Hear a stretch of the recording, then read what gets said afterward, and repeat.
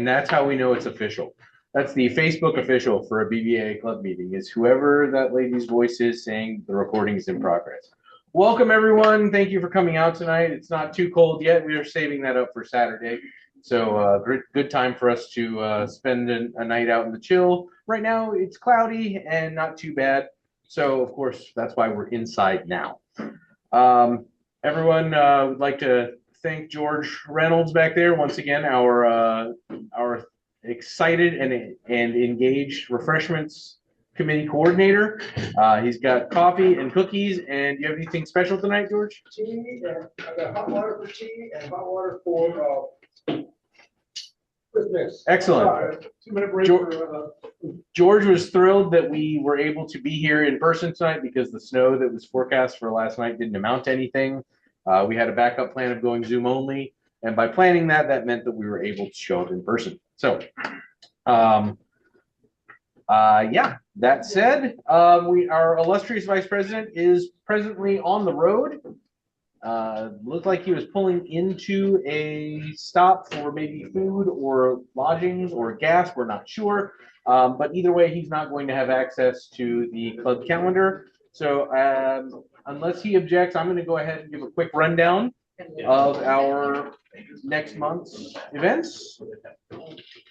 All right. I'm going to go ahead and do that and see if I can properly share.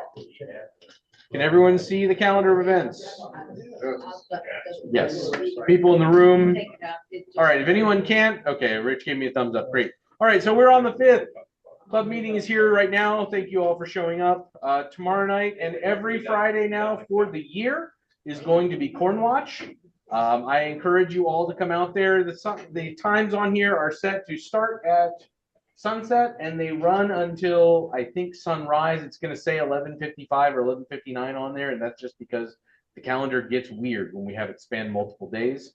But if you go on to the event for Corn Watch, you'll be able to download a copy of the permit. We have never once been asked for it, but I do recommend that you have it with you just in case the 9,000 police officers who park there, one of them decides to ask if we're allowed to be there. That said, Saturday, 5:30, we're going to be at Skywatch. It's going to be cold, but it's supposed to be pretty clear. So plan accordingly. Wear warm shoes, warm gloves. Some of you have space heaters. I'm thinking about bringing mine. Just remember, about this time last year, it got so cold, some of us were running laps around the parking lot to keep our feet warm. But the skiing conditions out there were phenomenal. I think that'll probably be the case again on Tuesday. You either get pleasant circumstances or pleasant viewing, and I guess it's going to be that one. You're going to see on the 10th of February, the Academy for something or other, ADL, their PTA is doing a star party night. I guess we can look at it real quick. Yeah, because I can't. Academy for Discovery. Academy, thank you. Academy for Discovery, their PTA star party night. It was originally supposed to be this Tuesday, but with the weather, that didn't happen. Wednesday wasn't looking better, so they have asked us to move it to the 10th. Again, next Friday, we have Corn Watch, and there is going to be a planetarium show at the Chesapeake Planetarium that we have been invited to come out and support. We have also been given some clearance for those who are properly trained and know what they're doing to have the BBAA operate the big C-14. So the planetarium needs a little bit of assistance in running the big 14-inch telescope. And I'd like to think that we'll be able to provide them some assistance with that. On the 14th, we have Night Watch at Chipokes. I know that one isn't especially well attended, but we do have that one going. That's every month. We also I've started to post on the website, Stargazing of the Virginia Living Museum is a community event that is free for stargazing. Planetarium shows, they do cost, but the Abbott Observatory, they have their telescope up there. We can do some stargazing through that, or we can bring our own equipment. Not required for us to attend, it's just there for people to refer back to. We have the Joint Expeditionary Base Little Creek, the big Navy, the Camp Out Star Party on the 20th, which goes in parallel with Corn Watch. I recommend picking one. Trying to do both would probably be kind of tough. Got another pair of planetarium shows on the 21st at the Chesapeake Planetarium. We do not expect to do much in the way of stargazing at the 2 o'clock show because there's only one star that's going to be out, and only one of us present here is able to pick out other stars during the day. So Kent might be able to point some things out for us, but the rest of us not. Otherwise, the evening show will have the opportunity as well. On the 23rd, we have Trail Life Stargazing. That is in the Great Bridge area at a church. That event was pretty good last year. They asked us back. If I recall correctly, it was about 80 some kids, 50. Yeah. Yeah. I think like young Boy Scouts and older Cub Scouts. They're very enthusiastic, but pretty well organized. So it's a lot of fun. Yes, they broke up into multiple lines. We did try to coordinate. Again, this is a best practice when you're doing outreach events. Coordinate amongst the telescopes. Who's looking at what object, especially when you have multiple lines rotating, because otherwise you end up showing them the double cluster 7 times, which Richard and I definitely did. On the 25th, George is going to be presenting his Valentine's Day edition of Astronomy 101 at Kempsville Rec Center. Always a good time and a good opportunity for us to remember what it means to be an amateur. It means lover of, not necessarily that we're bad at it, which is something we need to always remind people of. On Saturday, there's 2 planetarium shows as well as Saturday, Sunday. Hopefully this one will actually happen. We've got a bad track record with canceling Saturday, Sundays lately.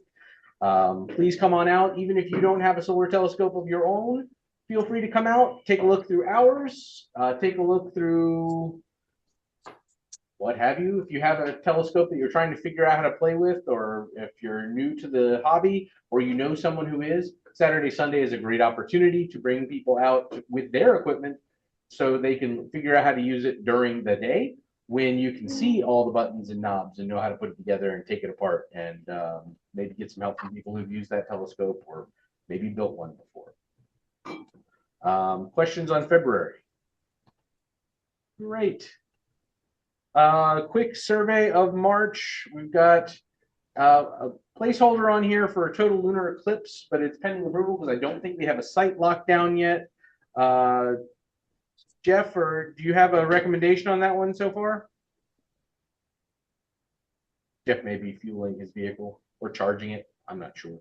Okay, so more to follow on that one. We don't know where that's going to be, but we'll get something out on the Night Sky Network discussion list because that one's coming up at the very beginning of March. We do not have a meeting here in between now and then, so we'll find that one out. A few other outreach events, one at Surrey Elementary School. We have one in Churchland. CPIS. Not sure where that is. We're going to find out.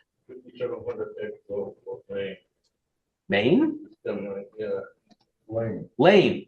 Okay, that makes way more sense. All right. So a couple more of those. We got Bird Neck Elementary School. There's a lot of outreach events are starting to kick up again, which is usually the case when we reach the spring months. We're in high demand by Earth and Space Science classes that are just now getting into the space part of Earth and Space. All right. Any questions on what we've gone over for the events? And I do apologize. You're going to hear my voice a lot tonight. Yes. I don't think we're taking part in that. Nice. As far as us doing a field trip to go watch it, when it's going to happen, that is a good point. Yeah. They just pushed it by a month, didn't they? Past March 6th. That's a good thought. Let me jot a note down. We can definitely look at that. Obviously, this might be a good opportunity for us to partner with our good friends at the Surf and Rescue Museum. Although I think we need to do some nice things for them as well, considering they've done a few solids in our favor recently. But the Artemis launch is a good idea. So,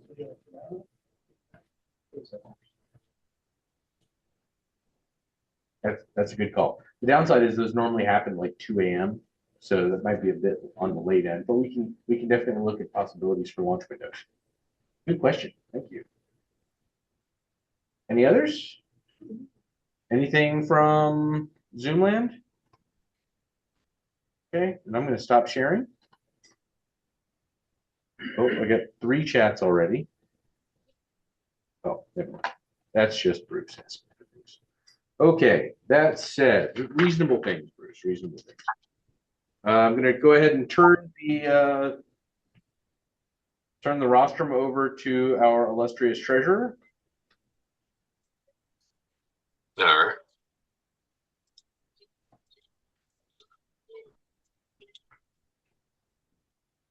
All right, we got $14,300 in the treasury right now. We started the year on January 1st with $13,270. And if you looked at the totality of 2025, we actually were flat. We started the year with 13,492, ended with 13,273. So, we were flat for the year. We're up. Yeah, all the renewals have been in progress. That's why we have a lot of money at the moment. We have some good expenses. So that's the main thing for the treasurer in December and January is doing all the renewals. We have 213 members currently on the roster. We have 4 new ones since the beginning of the year. But I currently have 61 people who have not paid for 2025. So I've sent out multiple emails. They've had chances. I've had one tell me the check's in the mail, so I'm not going to delete them out. Give them some time. I did get some checks from Ben today, who checked the mailbox. But yeah, which is pretty normal. Pretty soon, by the end of the month, I'll be deleting about 60-ish people out. And we started when we started new, but we have a lot of money. Our scholarships are pretty well funded. Primary scholarships good. We're in the midst of Georgie June ticket sales, so that's going to get up to where it needs to be. I don't have anything else. If you have questions, speak now. Questions in the room? I have tickets if anybody wants to buy raffle tickets for the Georgia June Scholarship.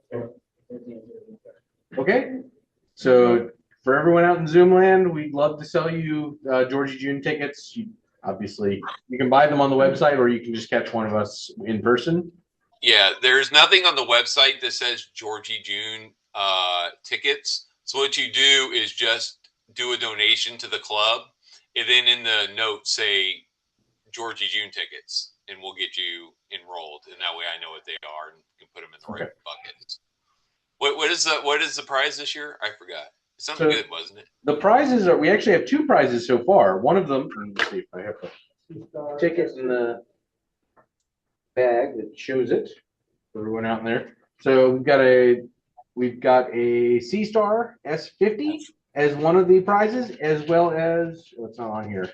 A 17 millimeter Teleview eyepiece. Hey, Solid. Yeah. Richard, I got a question for you, sir. Yes. Pretty big spike on the primary BBAA scholarship. Can you attribute that to something? Do you see that sustainable? I'm trying to gauge what to do with that. Yeah, we have 4,500. Yeah, 4,585. I'd have to open. Let me open. I have to open up last year where. Yeah, was that a spike or? We've been doing pretty good on. I think one of the big drivers is when the Virginia Beach school stopped. We stopped splitting boardwalk astronomy money with them. So that was a pretty big boon over the last couple of years. We're the 25 books. Let's see where most of them. And we're doing 5 of those again this year. We did 5 last year, and George very slyly managed to get us back into the honorarium for Garden Stars. Garden Stars, yeah. So back when we first started doing Garden Stars, which was close to 20 years ago, they gave us half of the receipts from the people paying to come in. Well, somehow that just sort of went away, and I never noticed it. Nobody ever said anything about it. And I just commented to the leader, the director, Diana. We used to get a little bit of money for that.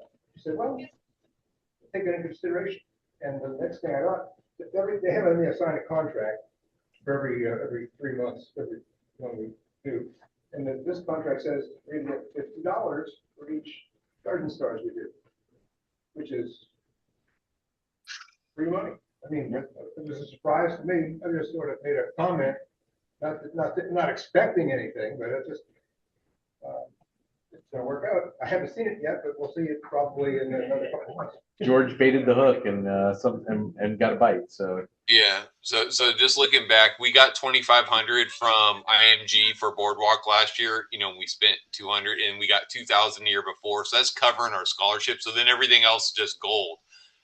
Because we do get donations. Like Eddie Paris does a monthly donation. You've been always throwing a few hundreds, and so it just kind of adds from there. But really, just the Boardwalk covers what we pay out. And then everything else that comes in is just gravy on top of that. So it just has been accumulating. The difference last year is we did all the boardwalks. oh yeah. That was what we needed, is we got them all done. Yeah, and I think that was the smart thing what Jeremy was doing. The weather was bad. He would go out there to say we were here and then leave. You know, so we get the credit, right? Didn't that happen? He stayed until at least until 8 or 9. Yeah, but like no matter what, you were like, I'm going there, even if we can't see anything, so that we get the credit, and you know, which is helpful. You know, we're not having a bad year. Yeah, I think I would have phrased it a little nicer than that, but yeah, that's fair. We definitely wanted to have the opportunity to collect money for our scholarship fund. So Yes. Good job, man. yeah, you folks out there encouraging us all to do it. You had a question? Well, I thought I heard our treasurer say he's trying to collect like some dues, past dues from people for 2025. Is he in 2026? I suspect, yes, Rich. You're not trying to collect 2025 dues. You're trying to collect the 2026. You're right. We don't pay in arrears. We pay in advance. Yeah.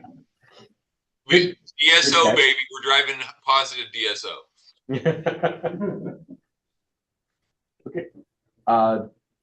Any other questions for the treasurer or financial questions in general? The less questions you ask the treasurer, the better. The less It's a really alarming looks, thing for you to say, honestly. I make a motion to accept the treasurer's report. Seconded. All right, moved and seconded and thirded to accept the treasurer's report. All in favor? Aye. Opposed? What happens if you don't accept? Good work, Rich. That's what 43 of these consecutive that you've had approved. Okay, Mr. Secretary. All right, I will be brief.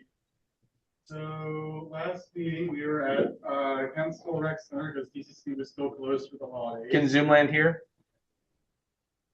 Okay, keep going. I will You're good. proceed. Last month's presentation, it was pretty standard meeting. This far, we had an amazing turnout. We had, I think, like 40 some people in attendance. At least close to that number. It was a lot. Let's bring in extra chairs. Yeah. You know, I ran out of space in my sign-in sheet. Like we were lower, this name just went off the page.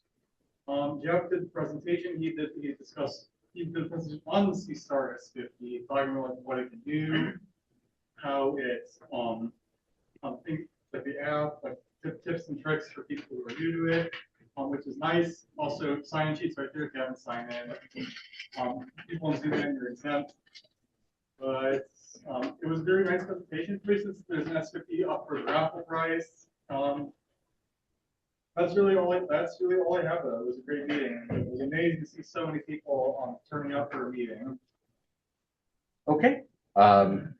Any questions for the secretary? We did have to keep that one pretty short because the rec center closed on us, whereas we don't have that same pressure here, just peer pressure to get us out in a timely fashion. Entertain a motion to accept the minutes as summarized. So moved. So moved, and second. Approval by acclaim. Aye. All right, great. Thank you, Gabe.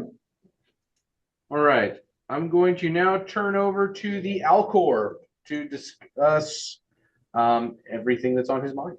both as Alcor and as East Coast Star Party pusher.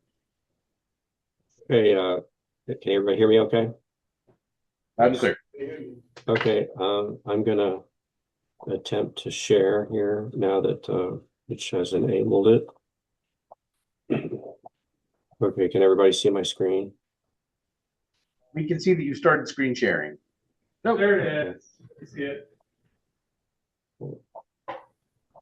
Okay, all right. So for those of you that are new in the audience this evening, the Astronomical League is a nationwide consortium of currently 25,000 people nationwide at 300 clubs. Interesting statistics as of 2023, there were 23,000. So we've actually grown 2,000 members in the last 3 years. So as a result, when you join the BBAA, you get awesome Reflector magazine. And I want to briefly run through again the recent recipients. We claimed Bob Barrowline because he's a cool guy. He got Hubble 35th Anniversary Special Observing Challenge. And then my personal hero, Jonathan Sheets II, got the Globule Cluster Observing Program. And then lastly, Ben Loyola in the audience tonight is keeping the Earth safe from civilization's destruction by earning the NEO Observing Program Near Earth Objects. So everybody in there should, congratulate Ben for saving the Earth tonight. Thank you, Ben. Okay, I want to run you through some things on the Astronomical League website, like I always do. At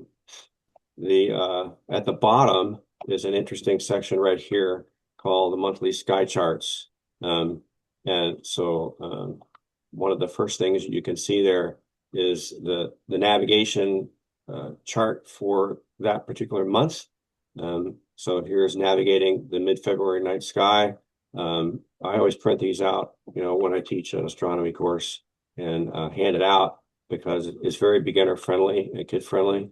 And it shows you how to star hop, across the sky when you don't have Gabe there to help you.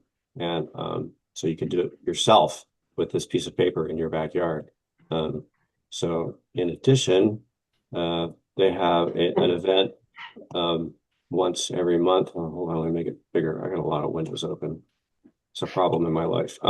So Mercury and the young moon in the bright evening twilight occurs on February 18th. If you can actually pull this off, call me, because I've only seen Mercury a couple of times just because it's always very low. Okay. And so you can use that kind of finder chart to find that. And then there's also an interesting document in here every month that somebody painstakingly puts together that I strongly suspect that Jeremy rips off for his emails of major astronomical events here at the bottom for everything that's happening in the month. But it has all the different meteor showers, their duration. If you're working on different binocular projects, they list out what's up that month in terms of easy, medium, and hard. And then the same for the Messier objects and other double stars, planets, all lunar events. So this is specific to the East Coast time zone is the one I pulled up. So there's one, for every month. And lastly, Bruce, can you show us how you got to that? There's a question from the room. Okay. So what you your do, personal hero wants to know. So what you do is you go to www.astroleague.org up here, okay, and you scroll down to the bottom here, okay, and click on this monthly sky chart celestial events tools right there, okay, and then here's all the different months where somebody painstakingly put all this together all last year. And at the top is the current month. So here is February 2026. And that first thing, the sky guide I showed you. And in español, navegando por el cielo nocturno de febrero. Okay. And then the young moon and Mercury is there as well. And then here's what's up, Doc, for the Eastern time zone is that last one I showed. Okay. Does that answer your question? All right, cool. Lastly, thanks to the wizardry of Mr. Sean Lozier and his awesome website and some very creative movie making on the part of Mel in the background here. This is the East Coast Start Party website. The East Coast Start Party for the spring is April 16th through 19th. Okay, so registration opens on February 14th, which is Valentine's Day. So you have 9 more days until you can start sending us money. Come out and have fun with us at Jippo's in April. I have already blown $200 on my budget for cool books. So thanks for the $800, and I'll spend at least $600 on cool prizes. Okay, and that's all I got.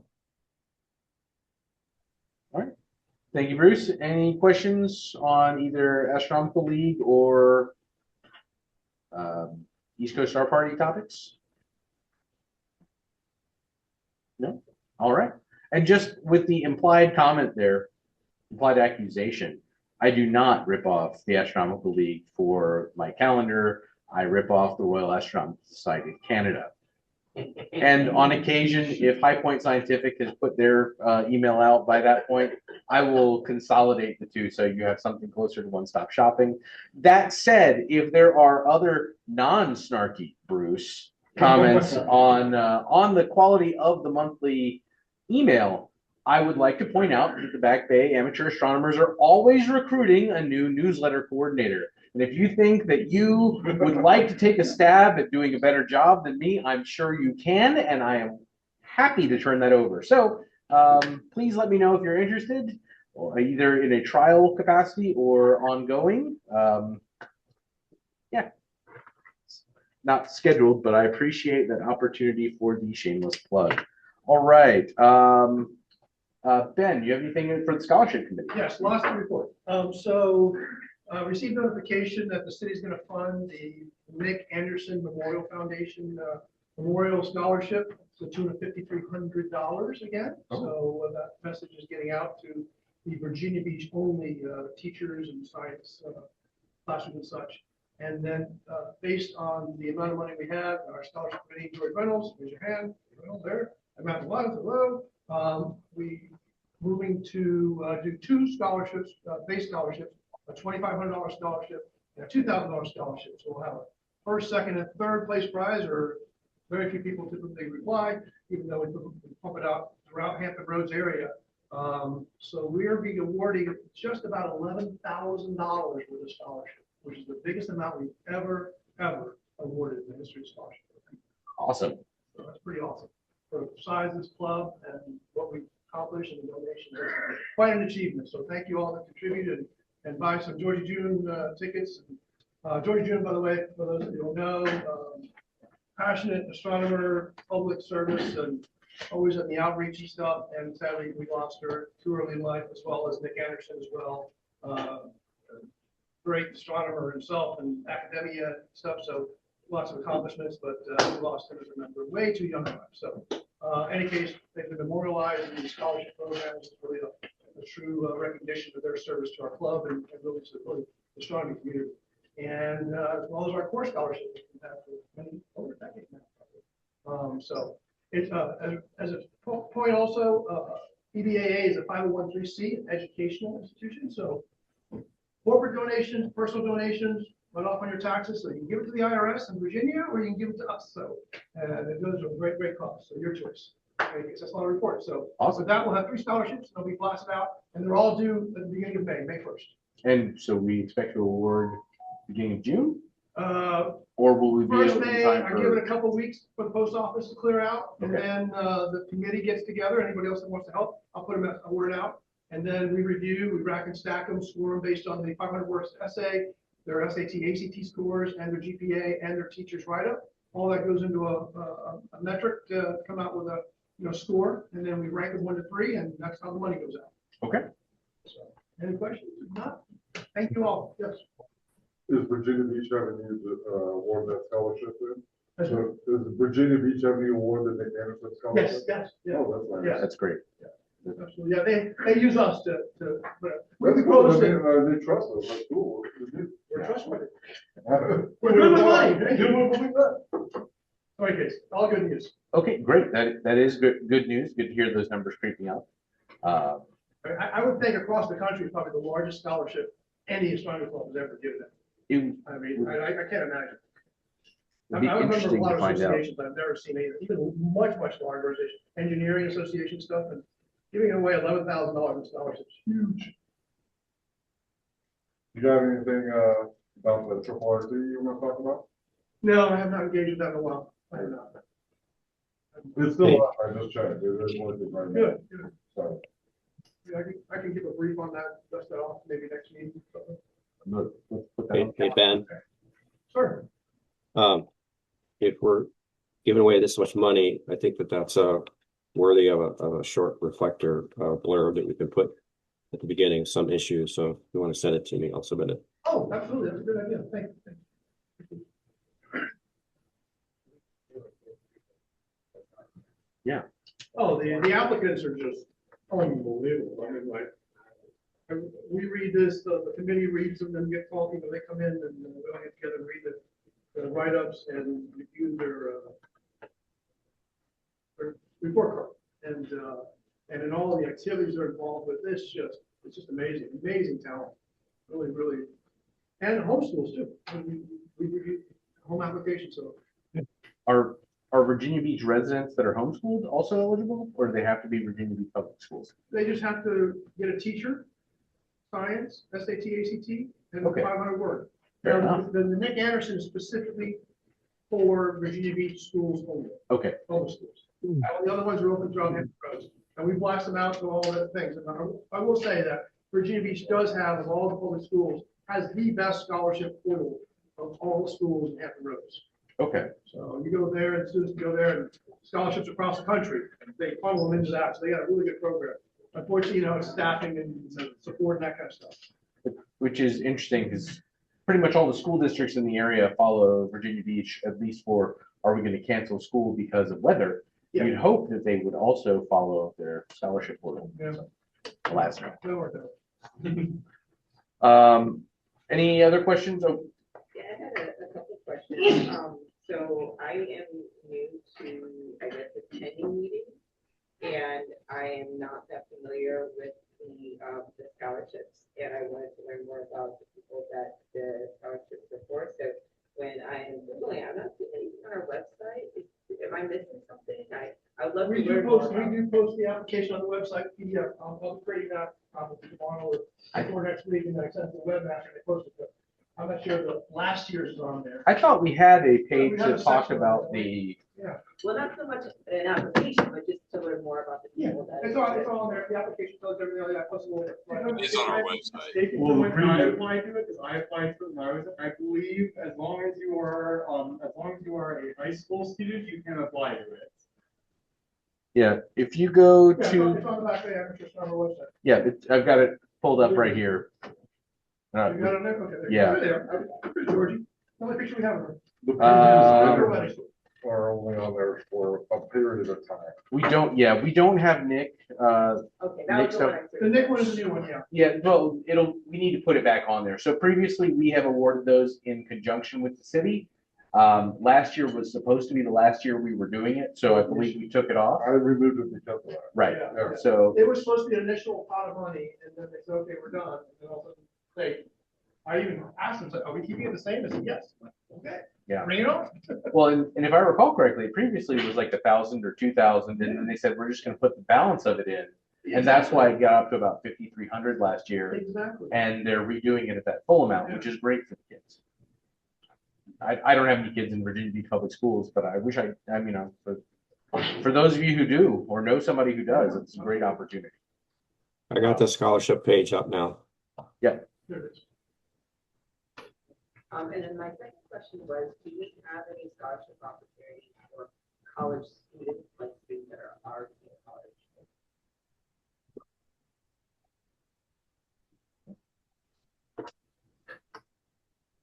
Good, great questions. Any other questions from the group? Okay. Thank you, Ben. Appreciate the hard work of you and the scholarship committee on this one. It sounds like we're going to have a lot of work ahead, or at least a lot of dollars. I'm going to go ahead and open up the floor for observing reports. Anyone see anything cool other than snow? Kent, you saw something cool? Yeah, you saw something? No, come on. No. My name's Kent Blackwell. Some of you probably know me. And does everybody agree with me? We love this cold weather. I don't see a lot of hands up. Oh, I love cold weather. I won't be there Saturday because I've got to be in Newport News for the convention. Seeing is often good. Speaking of seeing, after a quarter century of observing in a dark sky and coin jumping, although it lives in the beach, I just tried on the coin jump, put the tailgate in my trailer, go at 25 hours. So I had a quarter century of observing, but now I'm kind of stuck in the city. So a good alternative to deep sky optics, a couple stars. You could do that, but, 42nd and 8th Avenue in New York. It's just really a lot of fun. And a couple of really good double stars up right now. If you look up in Gemini, Astro, that's a real easy double. I think it's about 5 arc second separation. Fortunately, they're the same magnitude. So it's easy to do. Just turn around and look at Orion and then try to do Rigel. Well, it's actually a little bit wider separation. Castor, the problem is primaries like first magnitude and secondaries and seventh magnitude. So it's really tough to see that. So while you're at Rigel, drop down to Orion Nebula, and everybody has seen from Orion Nebula. Now you look at the trapezium, you see 4 stars. Try to see 6. 5th star is pretty easy. The 6th star, again, although it's not all that close to ABCD, not all that close to the brightest star, but it's fainter, so it's harder to see. But that's a real challenge. You've got a nice telescope, at least a 3-inch telescope, a 4 inches better, a 6 inches better. 6-inch refractor is even better than that. A 25-inch is great.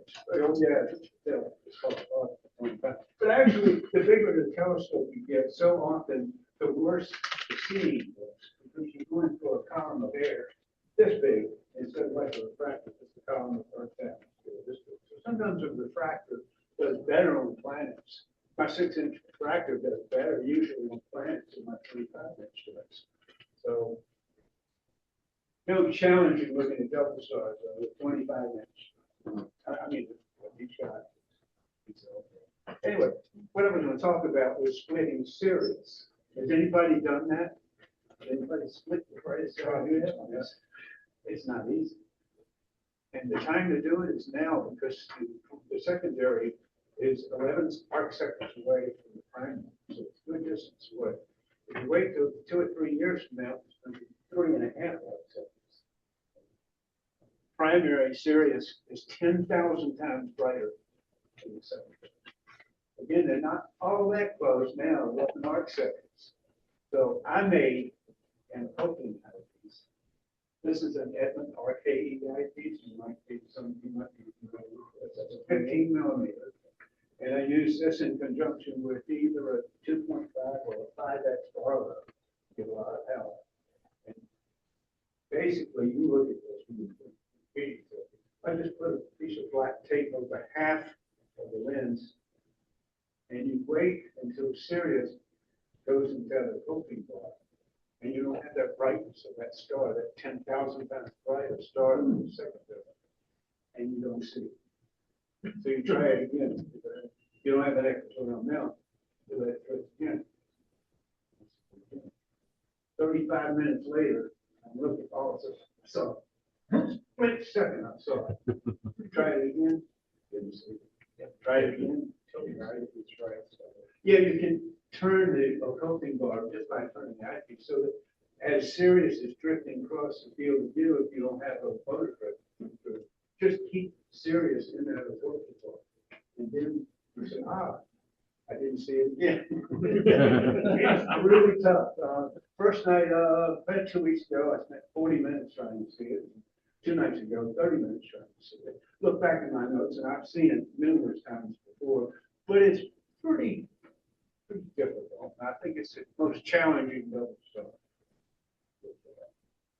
Some color filter, like a yellow filter, I've noticed. Yeah,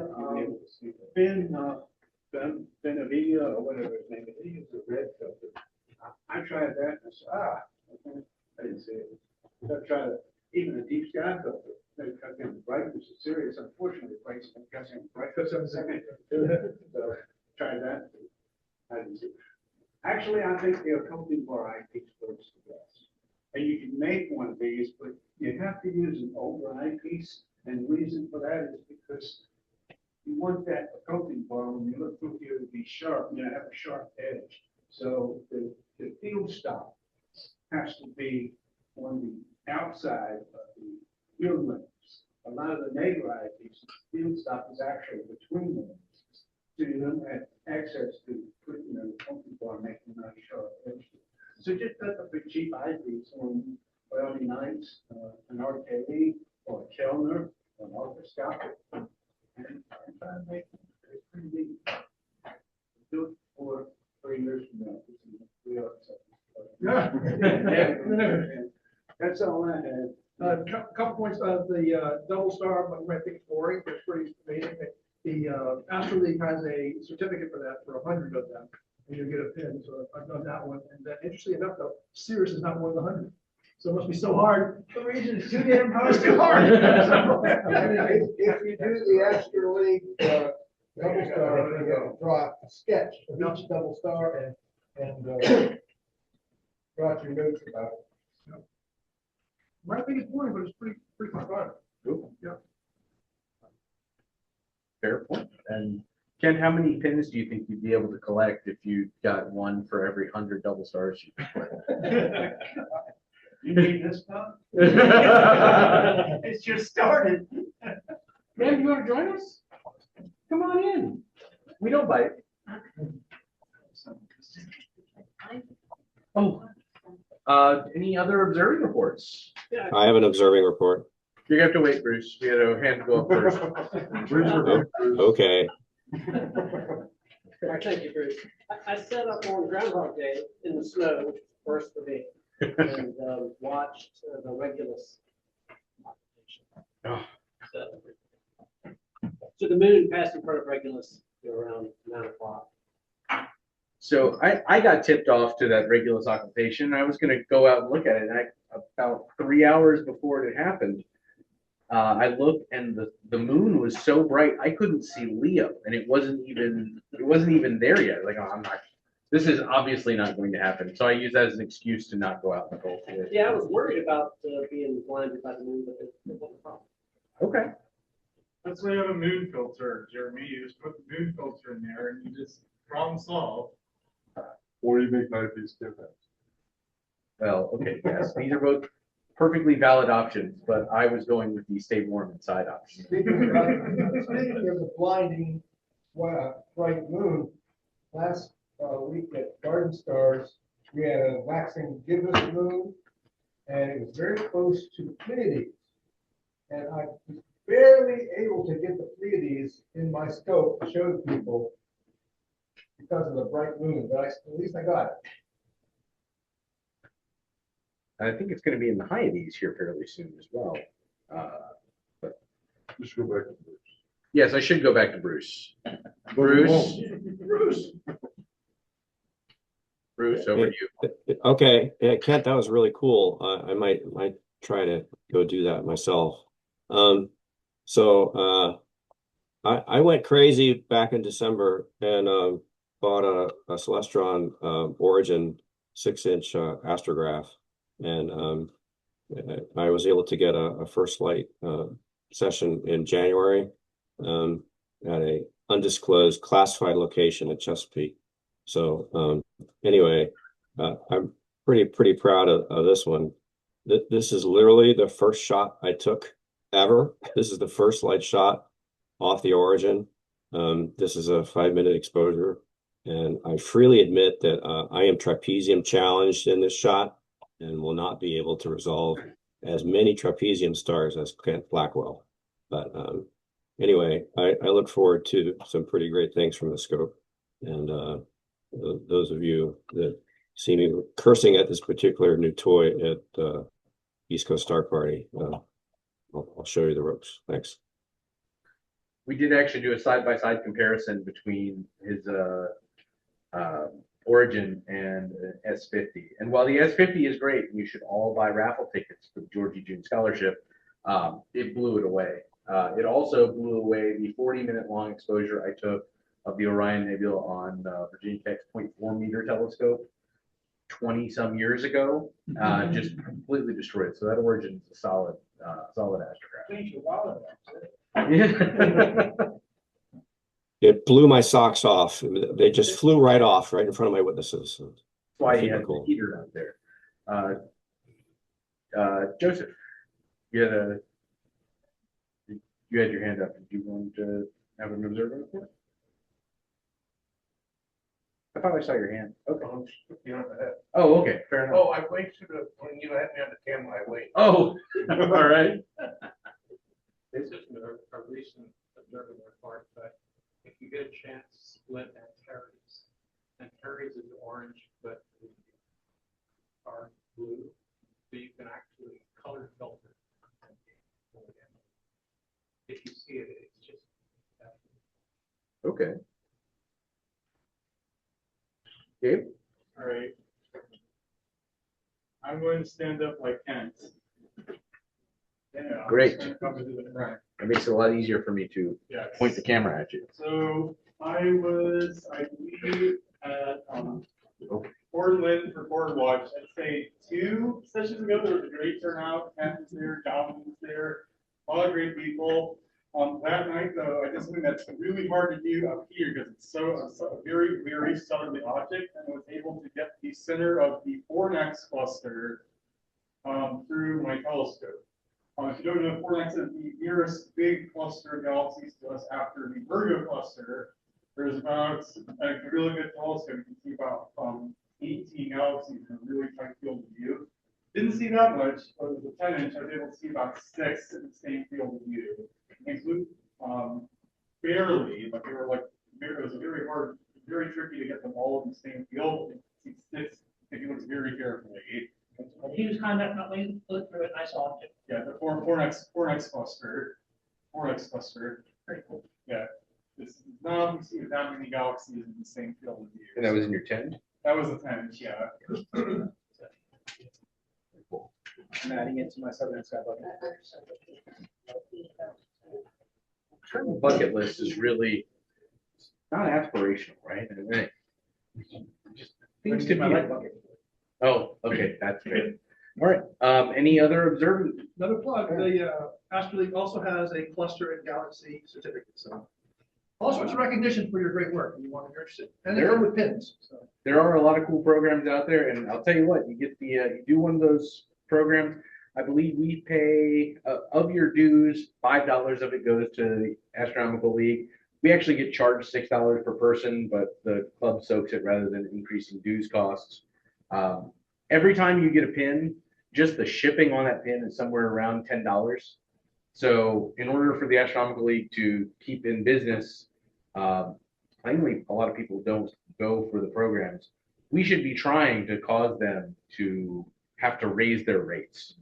So let's try and get some more of those observing programs out there. Put Bruce to work reviewing your notes to get those reviewed and submitted off. And I believe they were still advertising for some new coordinators. If anyone is particularly interested in trying their hand at being one of those people on behalf of the Astronomical League who reviews those observing logs and such, there may be an opportunity for that as well.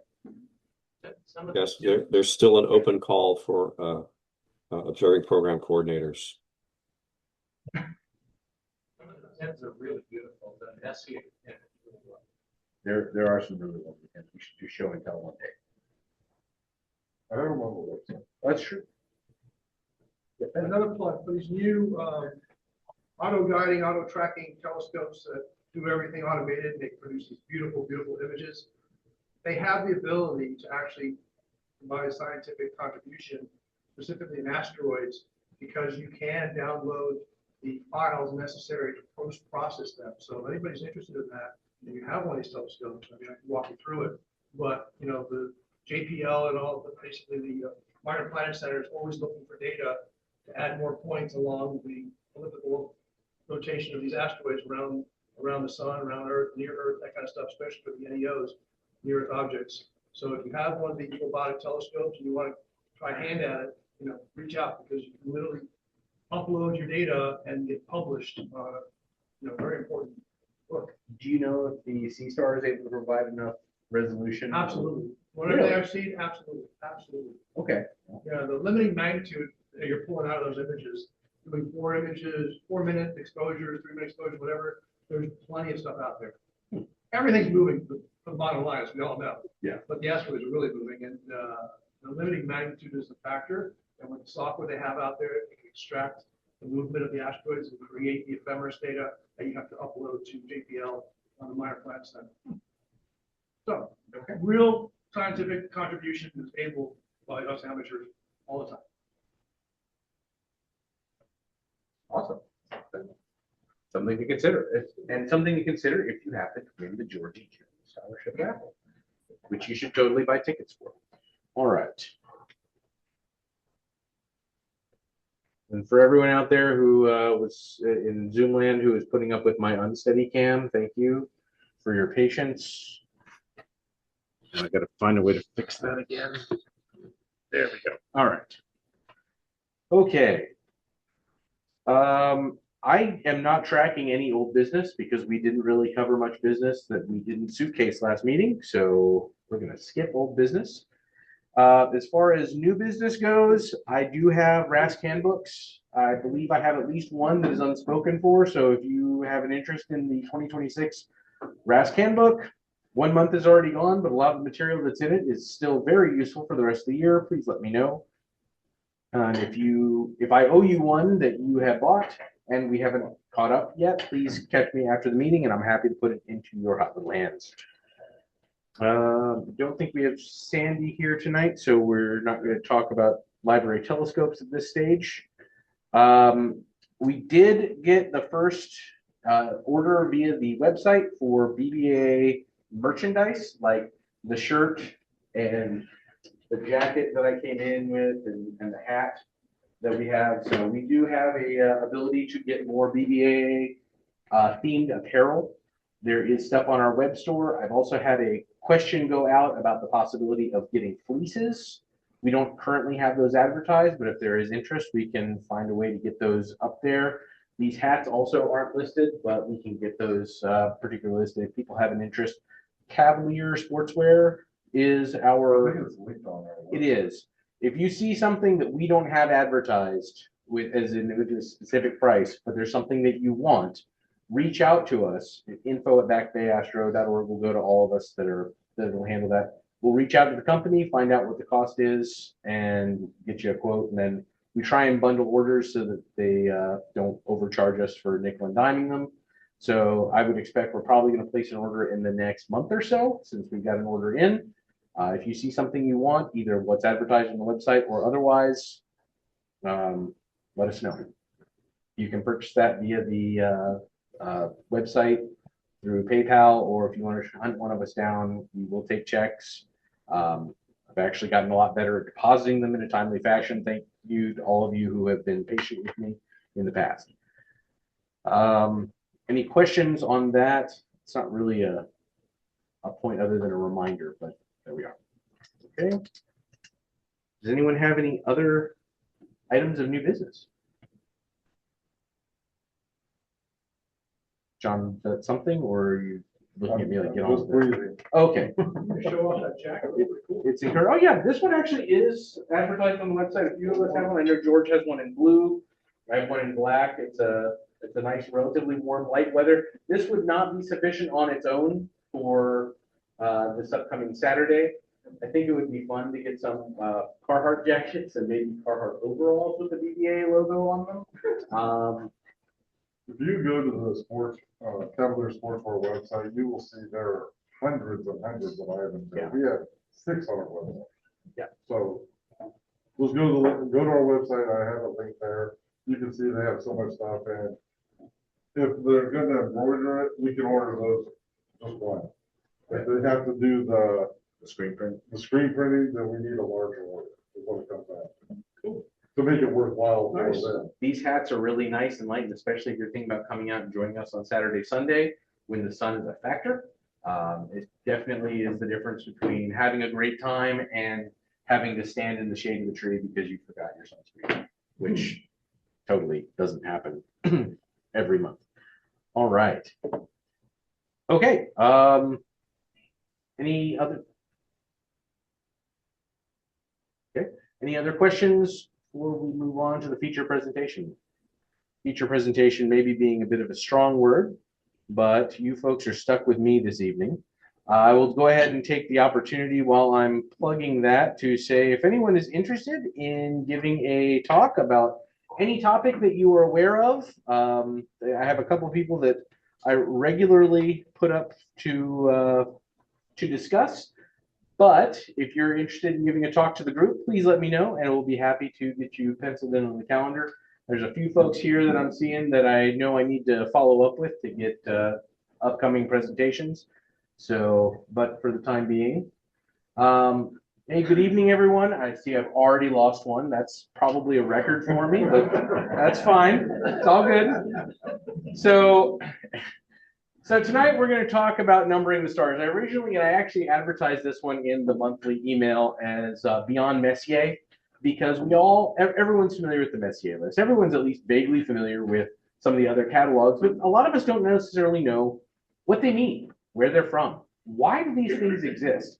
In particular, those of you, if you can't see the eye chart, I didn't realize the font was going to be quite that small. I called this one an introduction to star catalogs for people who wonder why NGC 869, 884, H and Chi Persei, C14, Melotte 13, and Collinder 24 are synonyms for the same two objects. Who knows what those objects are? Double cluster. The double cluster, yeah. It's listed in almost every list of interesting looking objects in the night sky. Curiously, with the exception of the Messier list, which makes no sense because it's exactly the sort of faint fuzzy objects that you can see with your naked eye and that Monsieur Messier should have noticed, but I guess either knew what it was or didn't bother. It's too obvious. Is it? I mean, there's an awful lot of things. He listed Andromeda. These are on there. Yeah, the Pleiades are absolutely on there. So we came up, we have all these different lists, and we have a lot of different ways. I'm actually going to turn off some lights while I continue to jabber. A lot of different ways that we organize and catalog, because we are people of science, or at least those are the opposites of the lights I'm trying to turn off. There we go. Everyone, okay, that's good. Maybe it's that one over there. Maybe. Let's see. Light pollution, it's a problem, even when you're giving presentations.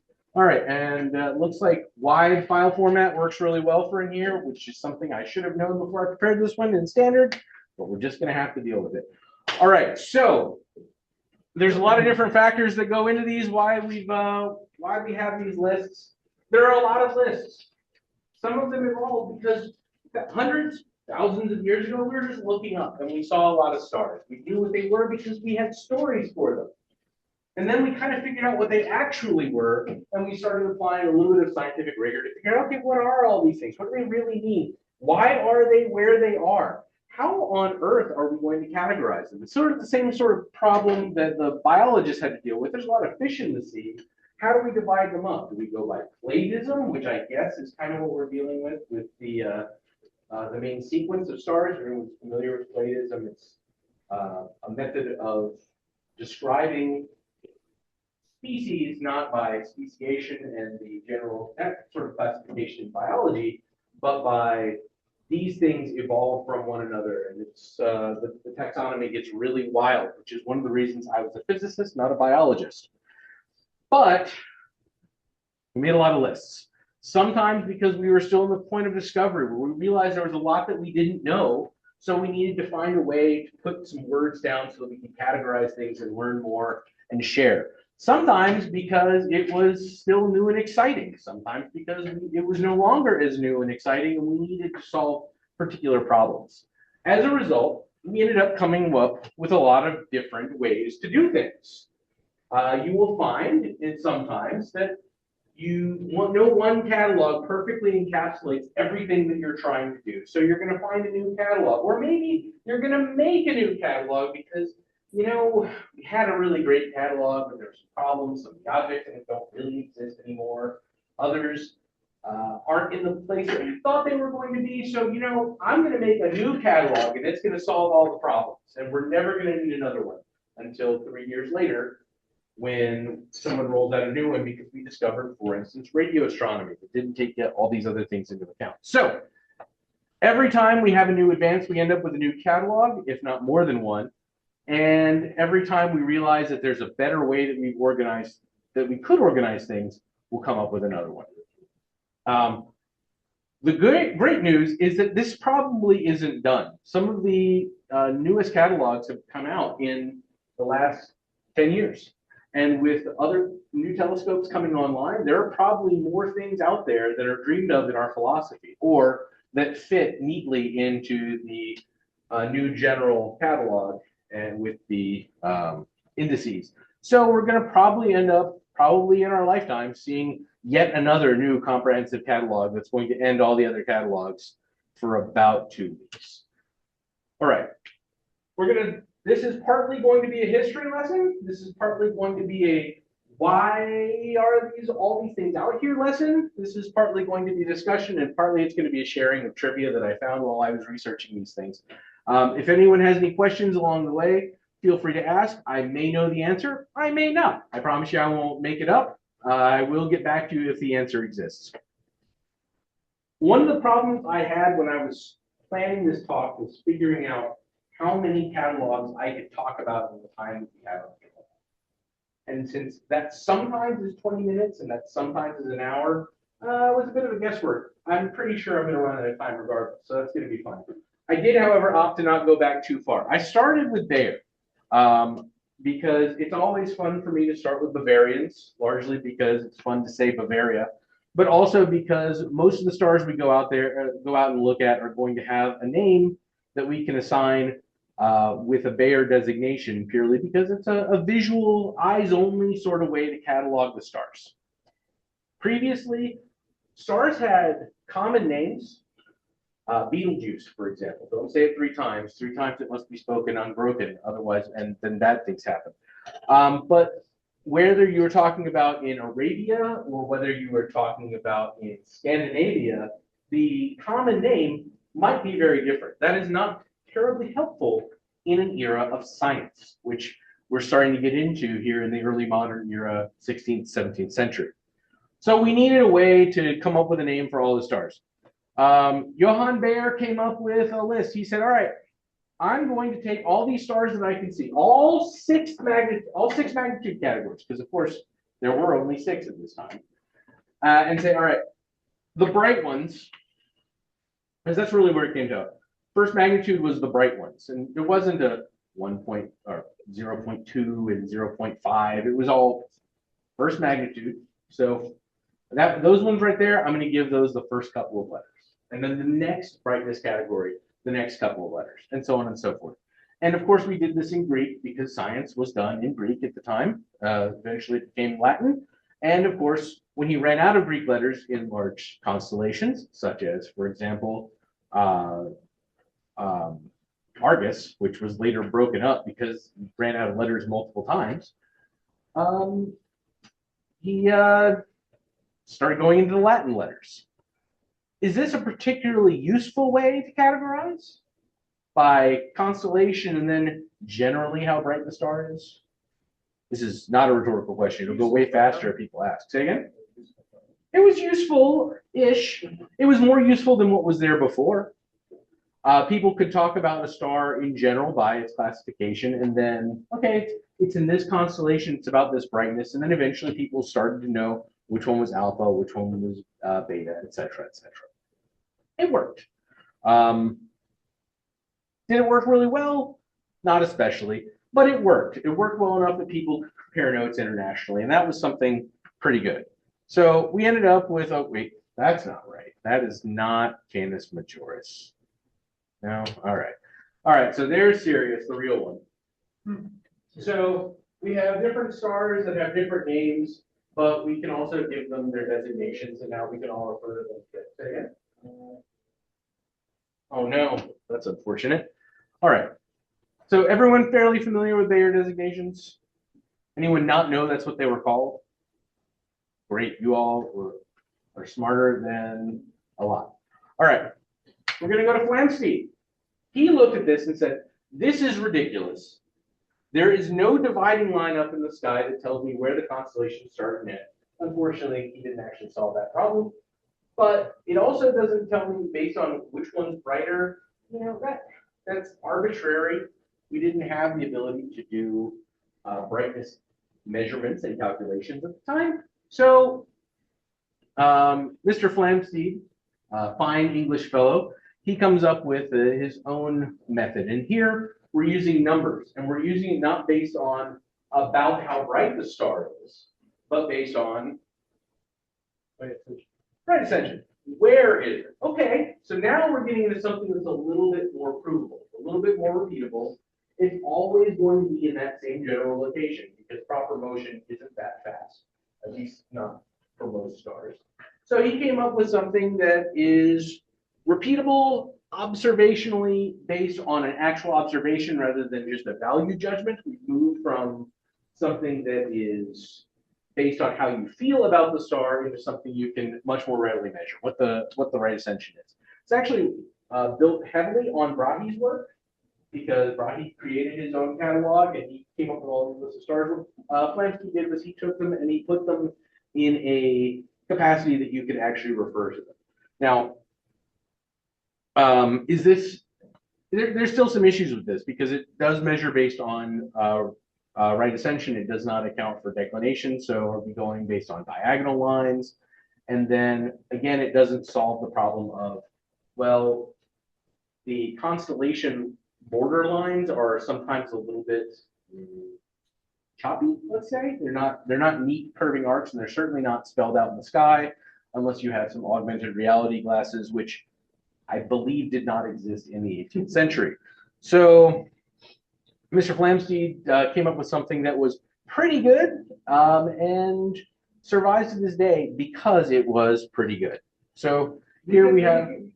Oh, yep. Of course. Indicated. I read that last bullet. It's cut off by. Oh. I'm not sure you can cut. I don't know if I can get rid of that. Can I get rid of the? That's kind of interesting. Yeah. So this, if that's for me, I'm not here. So actually, he didn't get vindicated. It was actually so his work was stolen, allegedly, by Sir Isaac Newton, who was at that time the director of the Royal Society. Oh, interesting. And Hubble. Thank you. You're welcome. Yeah. So he actually he started compiling this catalog, and he was trying to do a really good, thorough review. He was looking at all these things. He was taking other people's work, and he was projecting like a good librarian would do in this particular case. And at one point, Sir Isaac Newton and Halley stole his work and published a catalog 3 years before he was read. And apparently, allegedly, there were 400 copies produced. He got 300 of them, burned them in front of them, and said, "You just basically," and I paraphrase, "You guys should be glad I did this because that work wasn't done yet. It wasn't verified. So you might be putting something out there that isn't true." So my hat's off to this guy for academic integrity. And apparently that happened twice, at least allegedly, depending on which source you read. One or two said it was once, a few others said it happened twice. Actually, I believe his final work, the real compilation, was published by his wife posthumously, which actually does appear to be a bit of a trend. So that should be a warning to all of us. We should be working on getting our magnum opus for astronomical work published while we're still alive to reap the rewards. Otherwise, Sir Isaac Newton might steal our glory. All right. So again, you're going to notice a pattern here, but these are all the same stars with different names. So we're only on, I believe, slide 7, our second major astronomer. We're in the 18th century, and we already have 3 different ways to refer to that particular star right there. So that would be Betelgeuse, and all hell's going to break loose. All right. Any questions on these 2 fine gentlemen so far? Yeah, did the guy's wife make sure that everything was verified before she published it? That's a great question. So she did not publish it herself. She worked with several of his compatriots whose names escape me right now. But she worked with several other astronomers to make sure that his work was properly compiled and then published. So she observed his wishes regarding academic integrity. Great question. All right. This man needs little introduction and little discussion. So therefore, I'm going to kind of breeze over him. I would like to say that the Messier catalog, the most important thing to remember is that it was not a catalog for amateur astronomers. It was a catalog for people who lived in Paris and were trying to find comets to cross-reference to, basically. Hey, I found, no, it's on the list. He didn't find all of these. He worked with several other people in his lifetime. And like I say, it's not a particularly exhaustive list. We were talking about objects that aren't on it, the double cluster, for example. Maybe he just knew by looking at it. Yeah, that's a double cluster. That's not a comet. But the Messier catalog was a list of objects to avoid for those who were studying comets from the location of Paris. As a result, it only covers some things that are in the northern sky. It is possibly the most Parisian catalog possible. If I can't see it here, it doesn't exist, or at least it's not worth worrying about. Which, you know, at least I give them points for consistency.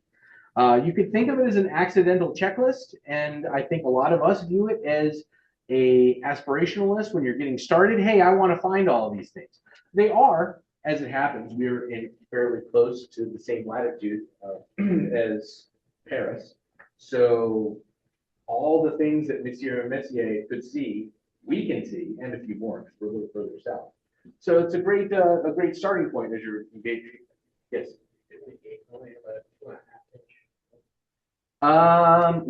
That is a good question. I do not know the size of this telescope. I want to say it was a little bit bigger than that because at this stage they were building larger ones, and he did have Louis XV's assistance, but I will find out. Okay, well, I mean, if you want to do it real time, yeah, I'm not going to do it here. What was the issue between 110 and 103 again? Sorry?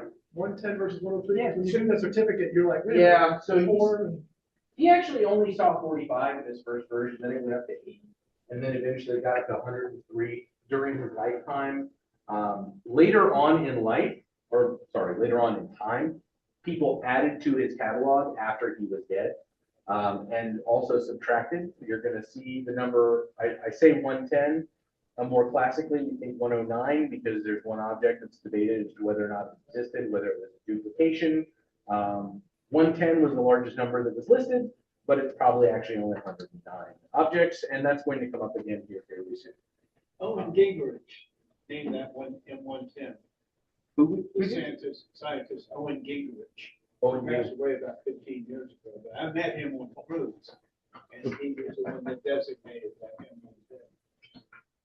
I always call that NGC 205. How old are you? No, that's Oh boy. I'm old, but I'm not. No. There are plenty of astronomers later on here that are going to be in all of our living memory. George. According to my Google search, Charles Messier primarily used small aperture telescope. His favorite instruments being a 3.5 inch to 4 inch refractors and a 7.5 inch Gregorian reflector. Okay, a Gregorian reflector. So does that answer the question? I can't actually remember where that question came from, but it was a good one. Oh, okay, fair enough. All right. So, yeah. That said, even though it was an accidental list, it's a pretty great list, which is fantastic for us as amateur astronomers, because one of the most famous and earliest individual lists of here's some neat things to look or not look at just happens to be a really great list. All right, so we're gonna have a couple objects here. Everyone recognize all of our friends? Yeah, these should not be unfamiliar to you, and surprise, surprise, you're going to see some recurrences of these as well, although not necessarily on all the lists for various reasons. All right. Now, we get to the catalog of nebulae and clusters of stars. This was, everyone familiar with the Herschels? Yep. Yeah. So this laptop does not, or this computer does not like my font choice, and that makes some of the things a little harder to read. But apparently I misspelled William. Fantastic. All right. So the Herschel's siblings, not spouses, at least not in this particular case. Famous astronomers born in Hanover, because Germany didn't exist at the time. But if it did, we would consider them German, except as Hanoverians, they also were subjects to the King of England, because the Elector of Hanover was also the King of England at the time. So as taking advantage of the treaties between those two nations, they immigrated to England, later Great Britain, and became English astronomers, starting out as Hanoverian siblings. These two people did catalog almost as many objects in the night sky as Kent does. The vast majority of objects you will find, as far as deep sky objects or various stars that you will see in the night sky, were discovered by William Herschel. Literally thousands of objects that he found.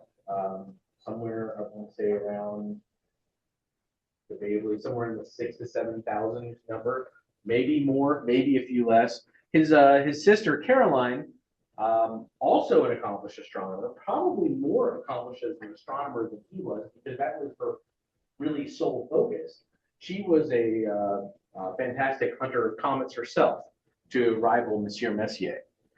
But these folks, they cataloged in the sense that they looked at the star or the deep sky object, and they wrote down what it was and where to find it, and they filed it away. And they organized it based on class and then what order they found it in. That is not a terribly useful way for us to find it, because it's not especially cross-referenceable, and finding H423, which one's that? Now, that said, I'm not great with NGC and IC numbers, and I know that Kent and Gabe could tell me chapter and verse which one's which, and if you guys see errors in my slides, please let me know. I was pretty careful because I figured you both would be here, but I'm sure I missed something. But they were trying to discover. These were the folks out there with the celestial equivalent of a machete and a pin helmet, looking for new things they can catalog and bring back, presumably to the British Museum, because, of course, the great news is they're still in the sky, unlike many other things that are in the British Museum. So they went out and they found a lot of different objects, and they concocted them, they published them. Did they publish them once? No. Did they publish them twice? No. They published many times, many different lists, talking about different types of objects, which is great when you're trying to learn. You're in the age of discovery. The early modern era is here. We are learning more. We are knowing more. Unless you want to reproduce it, in which case you then have to go and look it up and see what it is, see where it is, find out if you can see it from where you are in the world, and if you have a large enough telescope, because telescopes are getting bigger, that's why they were finding more things. Not the most useful. So if we want something that is useful, we're going to need to turn away from these folks. But in the meantime, we're going to look at some objects. These are going to look familiar, I hope. Does this notation look familiar? No, well, I know what the objects are. I hope so. What do you got? I see a blue double cluster, Yes. Star Nebula, Eagle Galaxy, Eskimo, and then I want to say 2403 is the last galaxy. I'm gonna check my cheat sheet right here. I think that's the Deer Lake. Yeah, it's the Deer Lake. Galaxy. 7331, man. I don't know by the number. Let's see. 7331. I don't know why. Yeah. Keep an eye on these. They're gonna recur because there's a lot of. Another plug, if you're really into this thing, Astrolink has a Herschel 400 certificate, so. There's two of them. Yeah, I got the 400, but I'm saying it takes you through all this stuff. I mean, Yeah. It walks you through. It's really So amazing. there's the Herschel 400 and the Herschel 402. There has not yet been a 3, 4, or 5. I believe in all, Herschel's formal catalog showed 2,500 objects. There's others that he discovered, but that weren't in there because the way things go. But we're going to shift now from Herschel the Elder to John Herschel, his son, and who was the one who compiled the general catalog of nebulae and clusters of stars, which is different than the catalog of nebulae and clusters of stars. This one we'd refer to as the CN. This one we refer to as the GC, not the NGC. Not yet. We're not there. We're still going back in time here. Now, John Herschel, a very famous scientist of his age, a major player in the Royal Society, and he studied a lot of different things. He did carry on his father's work and with the assistance of his aunt and continued astronomy, but he didn't stop there. He studied photography. He studied botany. He didn't only look at the northern sky where his father and aunt had to focus their effort, but he also picked up his wife and his 3 children and got on a steamer and went down to the British colonies in Africa with a 20-inch telescope to observe and catalog the stars of the southern sky, which is why the GCN is much more comprehensive. Not necessarily appreciably better organized, a little bit better organized. There was a little bit more numbering and indexing, but not great. He was still in that era where we have so much to learn, where you were still a natural philosopher, but also a scientist. And you were starting to specialize, but there's still enough to learn in all of these different areas that you didn't have to fully specialize in one particular area, which is why he could learn so many different things about so much different stuff. I like to think of him as an expeditionary astronomer. So he's putting this together. He does come up with a list. We're going to use a lowercase h, that is the standard for the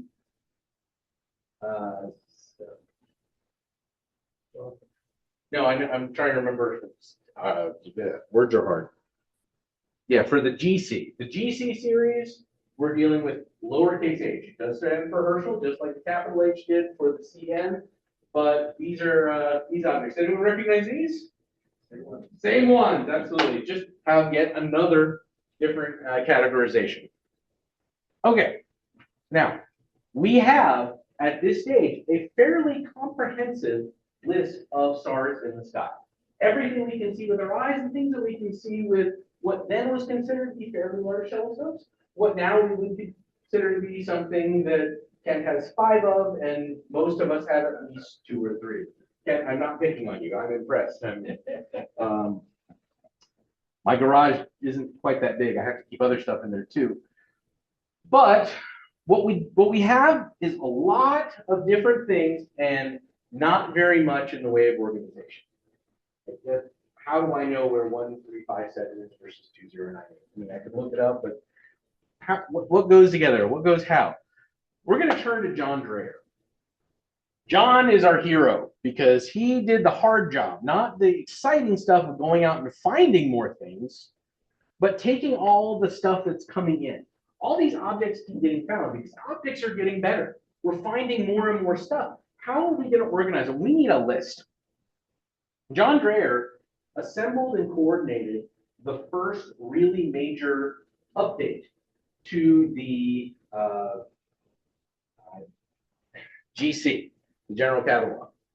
And then he went to the Royal Society and said, hey, I want to make another one. I found another 1,000 objects. I want to put them in. And they're like,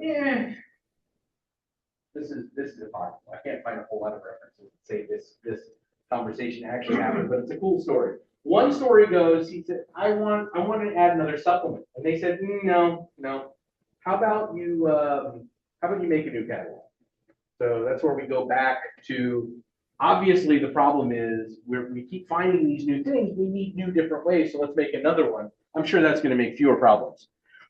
So he compiled all this and put out the new general catalog, which lasted for 7 years before he had to come up with his own supplement, which was the index catalogs. And ultimately, there were 2 of those published.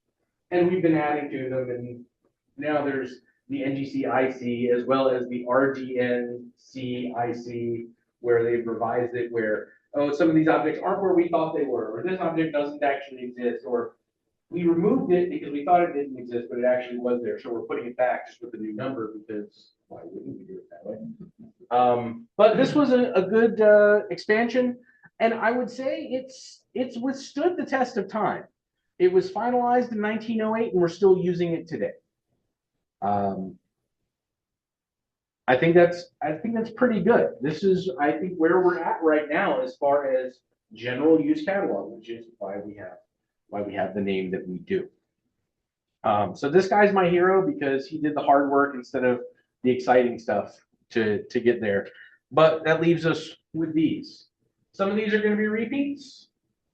Makes sense because the NGC was founded based on the Herschel's list and Herschel's list, deliberately miscommunicating there, but then also adding in some additional things. So we got right here, Fireworks Galaxy, and I hope everyone recognizes or said that. Absolutely. Bright and beautiful, or I guess dark and beautiful this time of year. So now we've identified all the things in the sky, right? This is going to be useful for every possible purpose, right? Right? No. You know where this is going. Well, yeah, we got more. All right. So Edward Barnard. Now we're getting Americans involved. So of course we're going to get extra. That's what we do. Barnard existed in a time where photography, astrophotography was starting to really explode. So we had a lot of cool things that we could see. And they started looking like, what is going on there? Everywhere we look, we find more stars, except in certain areas, the universe is empty. Well, Barnard, researcher, said that doesn't make any sense. So he worked with his partner, whose name escapes me at the time.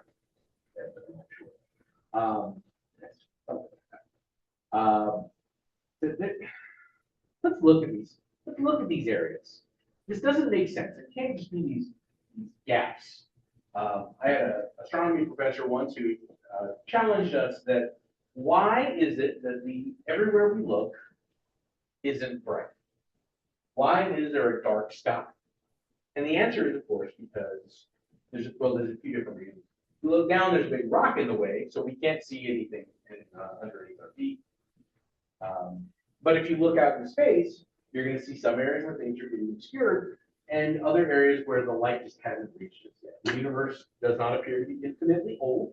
Ergo, some of the light that's being radiated by stars that are in every direction just haven't reached the Earth yet. But he was looking at it from the perspective of, okay, well, what's behind me? Wow, it's already 9 o'clock. All right, I'll try and pick things up. He was looking at those dark areas and trying to figure out what they were. So in order to try and figure out what was going on, he had to look at a lot of different possibilities, different places. So he published actually in one of the scientific journals, on the dark markings of the sky with a catalog of 182 such objects. Was this intended to be a comprehensive list of dark nebulae? No. It was an example of, hey, here are some things that I found that lend credence to, basically, here's the research that I did that shows me that this particular area, there isn't anything there. So what could it be? He used this as the baseline for his theorems on dark nebula, and it was a pretty compelling argument. So as a result, though, his list of objects and the plates from his original publication became the Barnard list. Gabe, you want to take a swing at these? I mean, I'm not as familiar with the dark nebula as I am with the rest of the AGCs, because mainly because you never see them, because they're so dang hard to find. But I know that the Snake Nebula is B72, and then of course Persei's on there as well. Absolutely. B86, that one is the Ink Spot Nebula. B92 is actually one of the dark splotch in the path in Milky Way. It was originally at one point called the Black Hole Nebula, but it's actually a black hole. And then B150 is the dark nebula in the Cepheus and Gamma Particles region. All right, so specialized list. All right, it makes sense that we're going to have some specialized lists that are really less about coming up with a list and more about advancing the particular science that's involved. So that's the only thing we're going to have, except it's not. Enter Sir Patrick Moore. He created his own list. And of course, he's going to name it after himself. Sir Patrick Moore starts the list with C. Why? Because M was taken, actually. That's exactly why. So his surname is Caldwell Moore, so he went with C for his list. He created the first list that was deliberately curated for amateur astronomers to see neat things. And he picked 109 objects that were neat and visible from all over, not just northern latitudes, not just Paris, to specifically balance Messier's list. I think that's pretty reasonable. One could argue that, again, and I apologize for maybe reusing this joke, but the idea of taking things from all over and assembling them in one spot is, again, in line with the British Museum. But he came up with a list that did not have the same geographic bias. So, oh man, these look familiar too, don't they? Oh man. All right. Well, at least they're pretty. We got some new ones on here. C49. Rosette Nebula. All right. And I think that's the only new. That's the only one. Yeah, only newcomer. All right. I'm going to speed things up because of what time it is. We're going to look at Stuart Sharpless. Actually, not a lot of information about him. He seems to be a researcher. Not a lot of big personalities like some of the other people on this list. We've now gotten into the, I'm no longer doing exciting pioneering work. I'm now just learning more about the universe. He was specifically looking at emission nebula because he was one of the pioneers for alternate wavelength astronomy, specifically looking at, he started out as a graduate student trying to plot different emission nebula and calculating their relative distance in order to figure out what the shape and structure. So he can thank Dr. Sharpless, well, at that stage he was still Mr. Sharpless, as well as his team, for coming up with the idea that the Milky Way galaxy is in fact a spiral. So pretty cool. That's the way they actually figured it out, I think, by looking at the distribution of these emission nebula, figuring out how far they were, recognizing that the general distribution of young hot stars has to be about the same throughout. So using that to basically plot out what the shape was and came up with the spiral. Not bad. Specifically, took most of his data from the Palomar Observatory, which is why we're mostly looking at stuff north of minus 27. Was specifically looking at that. He also captured a few others that were below that because the plates were available but it was not comprehensive. And he also captured some things that are not strictly hydrogen-2 emission nebula. There's a few planetary nebulas and supernova remnants that are scattered in there. Oops, sometimes we get some things, right? But this one had a very particular reason. We were trying to advance the bounds of science and writing down what we knew about different things. This harkens back to those other days. I took all these photos off of Wikipedia. Downloaded them all. It was great. These are mostly Hubble, but yeah. Has anyone seen any Sharpless objects? Of course you would have, Kent. Well, I didn't want to just aim it directly at Kent, but I was. The only one of these that I think I have seen is I think I have seen the Wizard Nebula. So it's SH2 142. All Sharpless objects are SH2s. or sharpless. I couldn't really figure out what the SH was, but I'm sure it's just because I didn't think to Google it just straight out. What is SH? All right. I believe this is my last group, my last catalog for discussion tonight, although by no means the last catalog. The Art Peculiar Galaxies. This guy is a bit of a character. Anyone familiar with him and his work? Did you meet him? No, I didn't. Okay. Didn't meet Patrick Moore, I'll tell you about that. Okay. So Arp, interesting fellow. He started out working in an American university. Went on to work at American Observatory. The Palomar Observatory, in fact, was the director there until things kind of turned pear-shaped, largely because he had some opinions and theories. He was kind of an anti-Big Banger. He thought that the idea of inherent redshift, and again, conflicting reports, but it looks like he kind of thought that there was inherent redshift in all objects, and some of the distant galaxies we were seeing that were in close proximity to quasars, he thought those quasars were being shed by exploding galactic nuclei. So one could argue that the Art Peculiar Galaxies list is a little bit of a catalog with an agenda, because it was in later years after he published it, he used his examples to put forth that theory. That said, the avowed purpose of the catalog was to collect data for the future. He looked at galaxies with odd structures so that we could look at them and start building up that index so we could try and figure out what galactic formation, change, evolution looks like, so we could estimate how galaxies will look when they're interacting.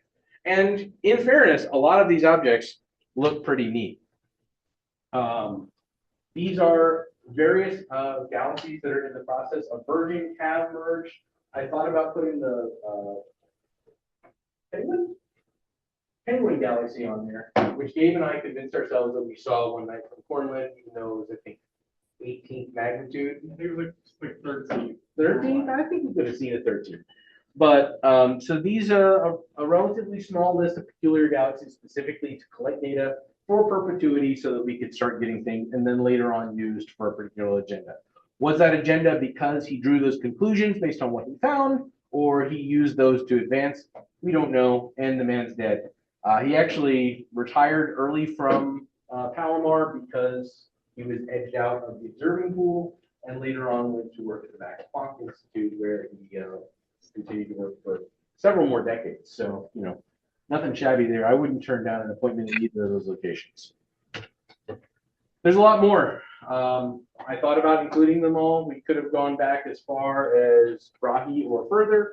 We could go forward to some of the work that's being done today, but frankly, we're out of time. I'm sure that with the Webb telescope, we're going to find, as well as the And there's LSST, all that kind of there's Yeah. a lot of new catalogs. There's A lot. there's going to be even more as those things as the new telescopes that are coming on. Yeah. Can I have a few minutes just on this topic to tie it back to a presentation I gave not long ago? By all means. So let me share. I'll stop sharing. Because I looked up, remember, about a year ago, I gave a presentation on T. Carnivoralis and how it's supposed to blow up, which hasn't blown up. Yeah. But in the variable star index, it goes, hey, here's all the other names of all the for this star. They're all right here. These are all these different catalog names for T Corvor. Yeah. And if you want to go back to how things are named and funny, if you don't know how variable stars are named, because it started with Argelanger, because variables were thought to be unique or pretty rare, so he named them. The first variable in a constellation is R, the constellation, and he picked R because no Bayer number went past Q. So R was the first available, and there would never be anything past Q. So he picked R, figuring you would never get to Z. So Core Bor is the third variable star discovered in Corroboreals. If they had a proper name, it stayed. So that's why like Betelgeuse is variable. It doesn't have a variable designation. Beta Persei, they just keep their Bayer designations. Well, they quickly ran out when they got to Z. So they said, well, we'll go back to RR and then go RS, RT, all the way to RZ, then S, and then work that same pattern down to ZZ. Well, they got there pretty quickly and said, okay, we'll go ahead back and start back at AA. So it goes ZZ to AA, AB, and all the way down. They skip J. No one knows why we skipped J, but there are no JJs. And then you get all the way, and they've quickly ran out of that. And if you do the math, there's 333 permutations that is available for letter designations on variables. So then they said, screw it, V334 constellation, and then they just keep going. And so some of them, like in Scorpius, they're in the 7,000s, and there's, it just goes on and on and on for thousands and thousands. So they have more names. There's more out there. It's amazing how many names. And of course, they're going to be in every single catalog. They're going to have a Gaia, a Celt, a Atlas, Iris, Tumas, you name it. So I will say, Rich, when I was doing the research for this, I looked at I thought about talking about the R's for variable, but I couldn't figure out why it was they started at R. So thank you for filling in that blank. Yeah, that's why. That makes sense. It was like that was where the Bears stopped. Really, they should have made them J something, or just J a number, just instead of having, There is no J. Yeah, an opportunity. It is. So if you find a new type of star, you can make it a J. But thank you for that plug to that previous talk. It was a great talk, and I'm still looking forward to T Corona Borealis. Yeah, I wanted to blow up. Come on, man. Maybe at the East Coast Star Party. Everyone should come out to the East Coast Star Party. Maybe we'll see it blow up. Yeah, we're getting back in a good viewing time, So. Any other questions? Oh. All right. Thank you, folks. We do still owe a